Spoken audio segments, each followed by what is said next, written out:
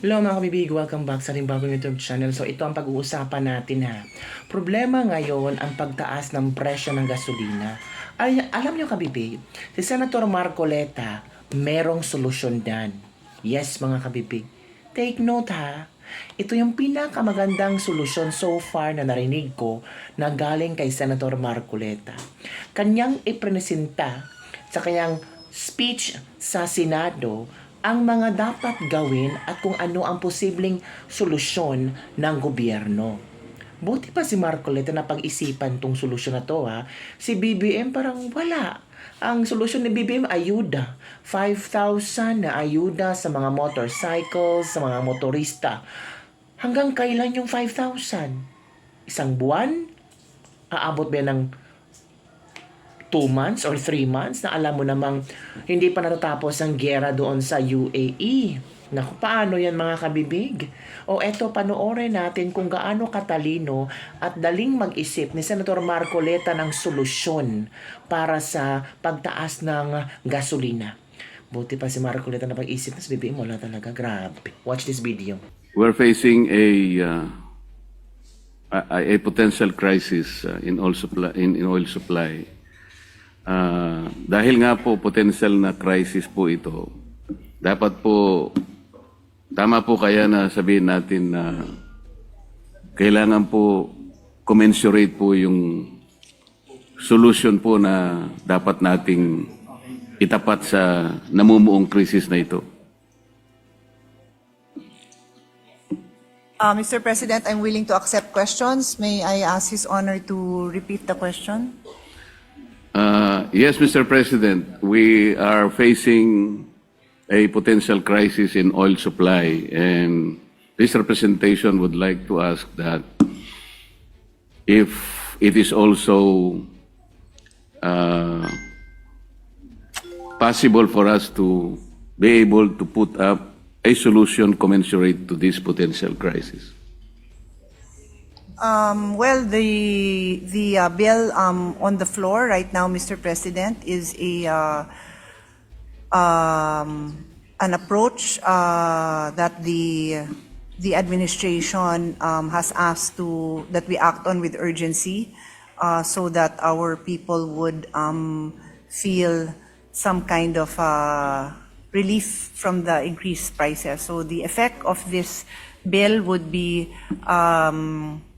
it was stated earlier during the interpellation of Her Honor Senator Risa, we responded that there would be around an 11 peso decrease in the gasoline prices and around 6 peso increase, 7.72 increase in the diesel prices per liter, Mr. President. So yan yung isa sa mga solutions na pinopropose po ng administration at hinihiling na ipasa natin agad-agad, Mr. President.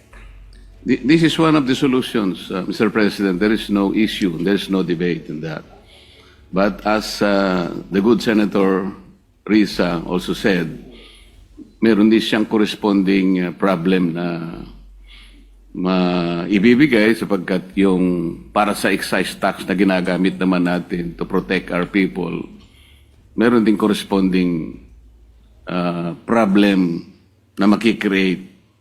Kaya po tinatanong ito kung meron pa tayong mas karapat-dapat na solusyon na maiisip. I'm thinking about supplying or I'm thinking about a measure that will supply our country under the circumstances of enough oil supply. Halimbawa po, Madam President, Mr. President, naisip niyo po bang tawagin natin yung ating JCEC, ito yung Joint Congressional Energy Commission, para po sa ganon mapag-usapan kung paano tayo makakakuha po ng langis sa iba't ibang kaparaanan.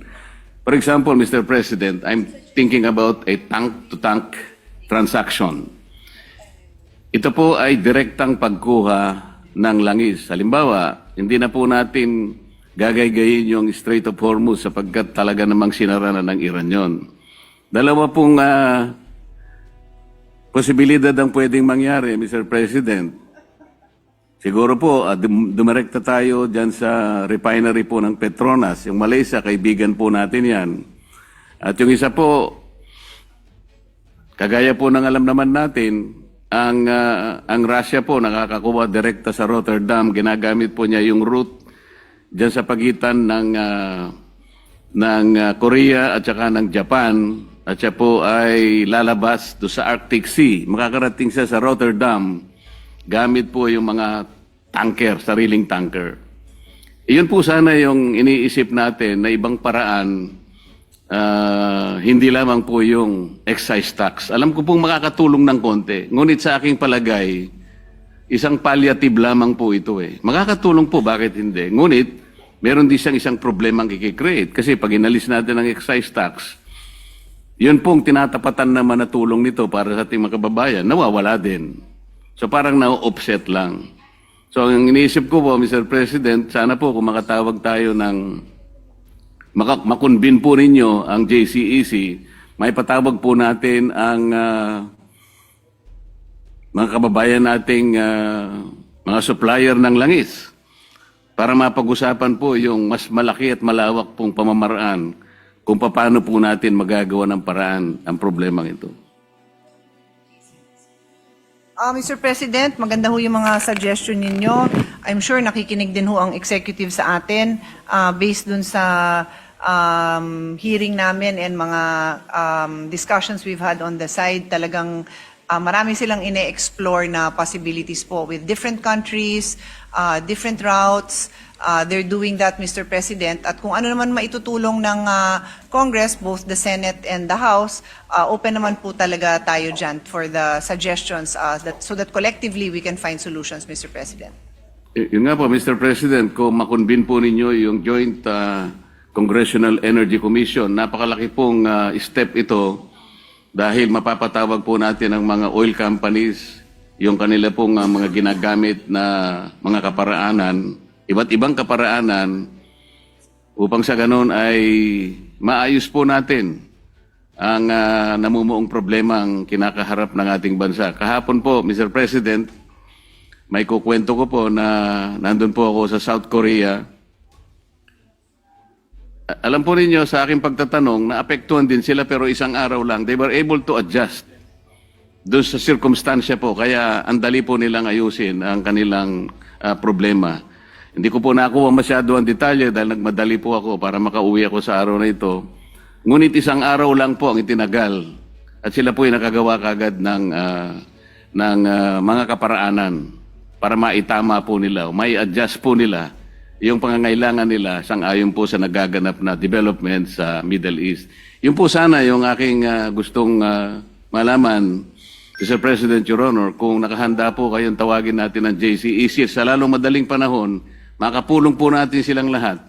Para sa ganon ay makita po natin yung pinaka-ultimong kaparaanan. Maring hindi po masyadong ideal, ngunit makatutulong po, hindi lamang po sa pagsuspende ng kabayaran ng excise tax. Maraming salamat po, Mr. President.